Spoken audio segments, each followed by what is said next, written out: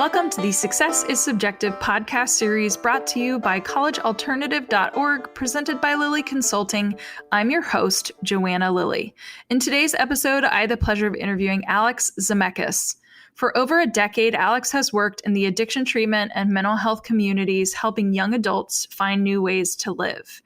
Alex earned a Bachelor of Arts degree from San Diego State University and a master's degree in spiritual psychology from the University of Santa Monica. Throughout his career, Alex has worked in various direct care and administrative roles, including sober coaching and companion work, admissions, business development and outreach, and as a residential mentor for a prominent treatment program in Colorado. As a featured speaker, Alex maintains a presence within the recovery world, sharing his experience, strength, and hope with those still struggling with addictions.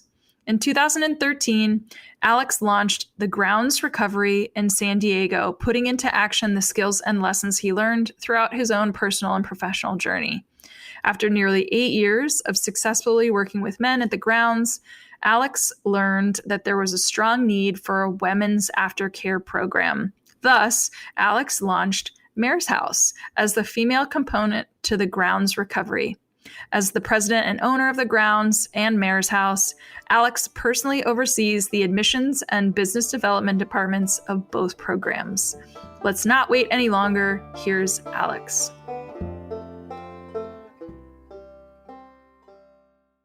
Alex, thanks for being on the podcast. Thanks for having me, Joanna. I'm excited. Yeah. Okay, so I have specific questions that I want to ask, but this is like really organic, the conversation. So first thing that I want to know is, where did you actually grow up? And then what were you hearing from your family, as well as kind of the larger community in which you were raised, about post-secondary education? Okay, so I grew up in the Santa Barbara area. Grew up as an only child and really struggled with school pretty much my whole school career. Learning disabilities, processing issues, and all of that. So to me, it wasn't like higher ed was really on the table, for the forefront. It was more of just sort of like surviving in school, honestly, for me, growing up. I just really struggled. And then, when I started hitting junior high, substances came into the picture, which made everything even more hellacious.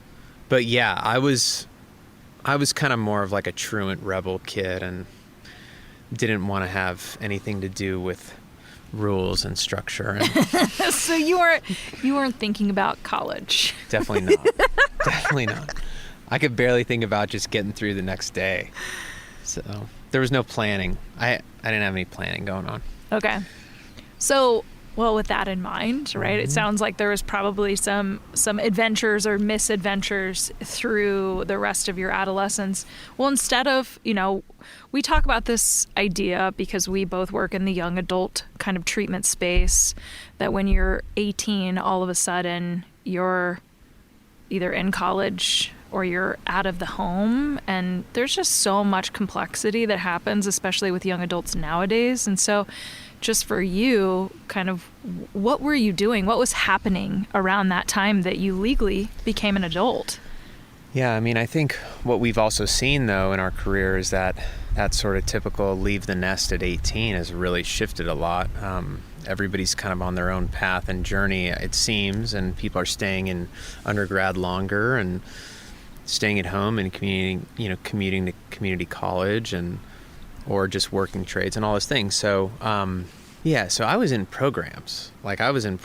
So, I mean, from the age of 16 until, I turned 18 and a half, I was in programs. So solid 2.5 years-ish. And I think I was just mostly focused on trying to stay sober and recover and that whole thing. And I think all the professionals around me were trying to focus on that as well, and my family system at play and all of that. So really, I applied to schools for undergrad, and I wanted to go, well, my priorities were I'm either going to snowboard or I'm going to surf. So here we are in Arizona, like U of A was not on the table. I can't do either one here. yeah, I mean, that was really my priority. And I got into San Diego State, so I ended up going there. And I really had poor SATs. I had poor grades. But I'm a decent writer. I can write. And I wrote like this very kind of elaborate admissions letter that was like my story. And, they took it. And so that was kind of the beginning of my journey in San Diego. And so I've lived in San Diego ever since. But yeah, San Diego and San Diego State was not that great. I mean, San Diego's great, but being at San Diego State was not that great for me, honestly. It's a massive school, like 40,000 kids, state school. I just kind of got lost in the shuffle. And I think I would have done better at a more smaller, structured academic environment, a little more container. But it was part of my story, and so much of my college experience was being on the wagon, falling off the wagon, getting 60, 90 days of sobriety, clean time, and then like relapsing again. And I lived in the dorms my freshman year, and I had sober companions living with me in the dorms. So if I wasn't getting high or drinking in the dorms, it's like I had a 50-year-old something fully tatted sober companion in the dorm, freaking all the other kids out. Like, what is this guy? What is going on? So, like I was just talking about this earlier. The reality is that school for me was not the highlight of my life. When I got out of college and, Danny Conroy gave me a job at AIM House and I started working for him, like that's where I feel like my life really excelled. I had like a good career path and, being part of a workforce and like showing up for my shift and like having more of that tangible piece. That's where I feel like my life really started to take off. And just for context, how old were you when you started working? Well, I mean, I ended up graduating, but San Diego State, and it took me about 5.5 years.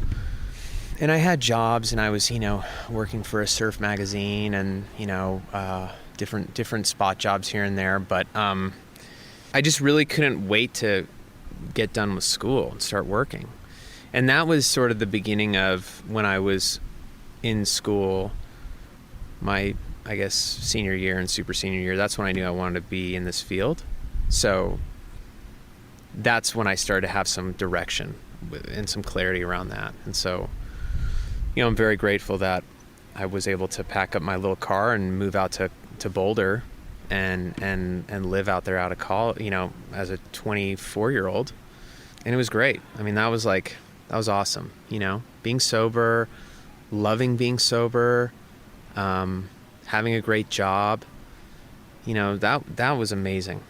So. Well, and that's so important because so many young people have a really hard time finding that, like being at that place, right? Loving sobriety, or even just like finding a path that they like. It could be 23, or it could be 33 or 63, right? Like we deal with a lot of people that really just continue to kind of be in this spot of kind of a point of contention, like just not finding your place. Totally. I like how you said the point of contention, because I have a lot of empathy for people that are just, versus sort of the systematic, rudimentary sort of, okay, this is your curriculum, this is what you have to figure out. And, now when I talk to kids in my program that are in their early 20s and, maybe they've taken academic leave to be in the program and they were on academic probation and all those similar things, it's like, I totally understand. I totally understand what it's like perceiving peers that I may have grown up with, like get finance careers, and it just seems like they're just checking all these boxes that it just seamlessly come into their life. And a lot of that is a lack of perspective, but that's how it feels sometimes, right? When you compare your insides to others' outsides. And so I get that so well. And I think, for me, it was like I just had to get through school and really start working and have a clear mind and get my life together. And that's when the possibilities started to really open up. Yeah, so I think you're not still in Boulder, right? No. That time has passed. Mm-hmm. So between Boulder and where you are now, what what kind of happened there, because I do want to make sure that we're actually highlighting you're back in San Diego, you've got your own thing going, and we want to hear what that thing is, but kind of fill in some of those chapters in between. Yeah, so like I said, I loved working in Boulder and being in Boulder, and it was, such a great experience, and I still love Boulder so much. It's like, my home away from home, and I know you've spent time there too. But yeah, I think I really just missed being by the ocean and surfing, right? So, I wanted to get back to the San Diego area, and I found a great recovery community there, and so kind of create the life. So, I took a lot of my experience from working in Boulder and kind of created my own thing. But yeah, I just wanted to work with guys that have a similar story than me, because like otherwise I don't want to say I feel like a fraud, but it's a lot easier if I can relate to them, right? And so I think a young adult, zero tolerance, surfing emphasized, clinically sophisticated program where, we have all these great colleges around, if that's what they're going to pursue. But really the main focus of the grounds, which is the name of the business, is we have a strong vocation program, because I think a lot of that, we get a lot of kids that are, we're at major university on academic probation, like I said earlier, and they've kind of used that school as like a moratorium, and maybe there's some entitlement around that, and just the humility around maybe getting a part-time job at a grocery store and working 24 hours a week is really good for you. And it doesn't define you. It's not what you're going to do for the rest of your life. That's what you're going to do right now. The amount of, the buzzword of executive functioning, right? Like the amount of life living skills that you can obtain through like working part-time at a grocery store is a lot more than being at school or volunteering. And I think that's why we've set it up that way. I know that's why we've set it up that way. So. Well, and I think to add to that, even, there needs to be an understanding, like you said, the humility of working something that feels to us less than. Yeah. When in reality, dude, the rest of us, we've worked, my first job was a flower delivery driver. Yes. as a 15, just turned 16-year-old, literally drove somebody else's van, the local florist. Would I ever do that again? No. Could you imagine your life without doing that now, though? No. Yeah. I had so many, to your point, I had so many experiences that were very much like they were necessary. Like I would have never gotten them had I not had that experience. And, I think to the translation of that, had I ever said like, oh, I want to be a florist, right? Like, I don't think I could ever start my own florist shop if I didn't understand all of the aspects to it. And if something as simple as being the person that's driving to deliver flowers to somebody who just lost somebody in their life. Let's talk about emotions, right? Yeah. Like anyways, I think that's a little sidebar, but for the young adults that we work with, we skip this step in life where you don't actually learn that, sometimes jobs suck. Totally. And sometimes you can't expect to automatically be the CEO right out of the gate. 21, just because you got your degree from insert name of, prestigious university, you're not entitled to immediately be in management. You got to do the grunt work. And sometimes it's not even about being in business or getting a college degree. You got to work. And, I just want to just state a disclaimer that I am totally in support of all education, higher education, all of that. It's just, for me, that wasn't what resonated for me. And, I see a lot of kids, young adults that relate to that and have similar journeys with regards to that. And I'm just a little frustrated with sort of the direction a lot of major university has gone with inflated tuition costs and sort of this country club-esque, and whatever. I mean, and, like I said, I don't want to go down that road, but there's so much that people have benefited from it. And if you're going to be a doctor and you're going to be a lawyer, you're going to be in school for a long time, right? But think about everybody else in between that, like me, that wasn't my journey. And so I just had to kind of get through my undergrad experience, honestly, so.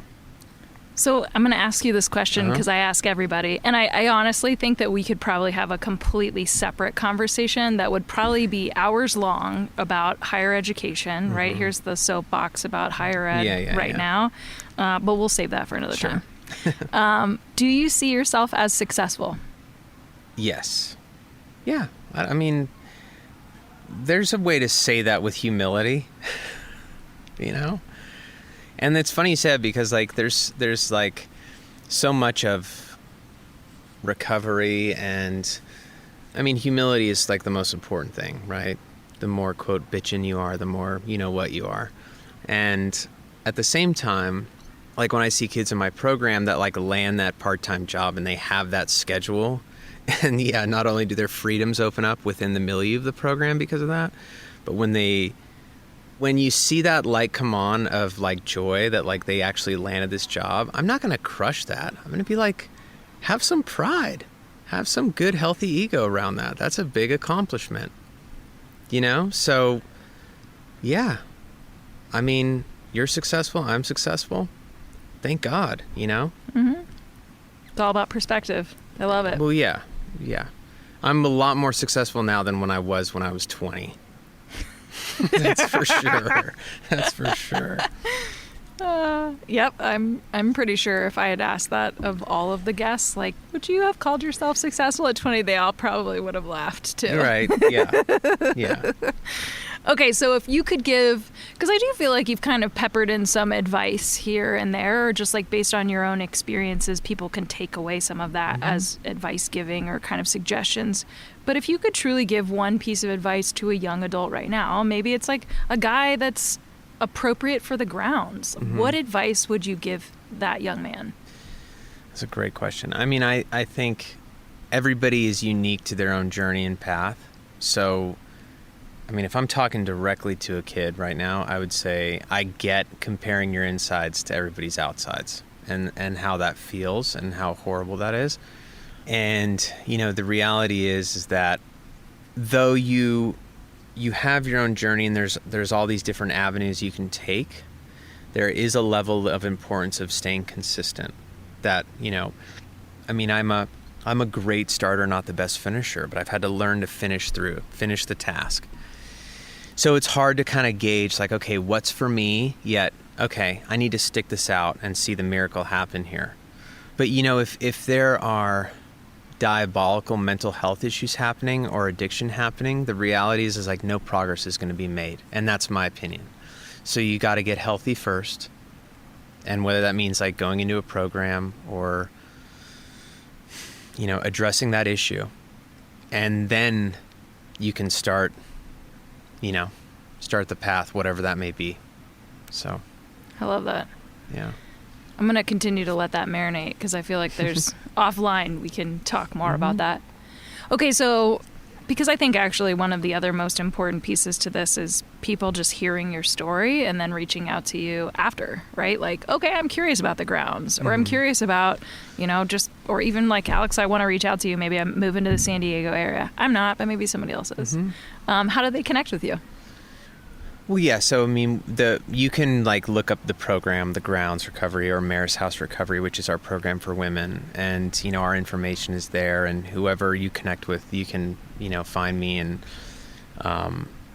we have our alumni 12-step groups and barbecues and things like that. So, I mean, I'm reachable. I've kind of scaled back on putting my information out there, or they can reach out to Joanna Lilly and she can put me in touch.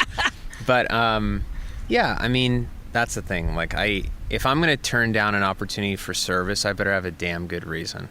So if somebody's struggling and I'm, quote, doing me with my plans, like it's hard. It's like you got to be of service, so. Well, you heard it. If you need to reach out to Alex, you can contact me or just go to the Grounds website. Yeah. Well, Alex, thanks for taking the time to actually share your story. I appreciate it. Oh, it's my pleasure. And I love that you're doing this, Joanne. I think this is really great. And you're clearly really passionate about this. And yeah, I'm happy to do it whenever. So.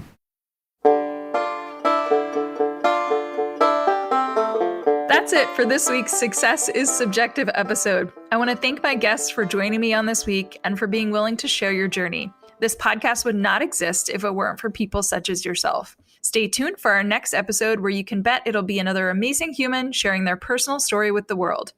Make sure you check out the show notes where you will find contact information, website details, and all social media for our guest.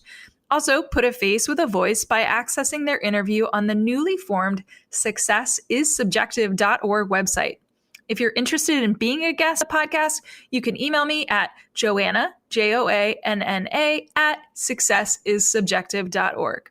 I would also be remiss if I didn't tell you to check out the collegealternative.org and lilyconsulting.com websites for additional resources outside of podcasting. If you're listening to the show on Apple Podcasts, please do me a favor and subscribe. And while you're at it, feel free to leave a review.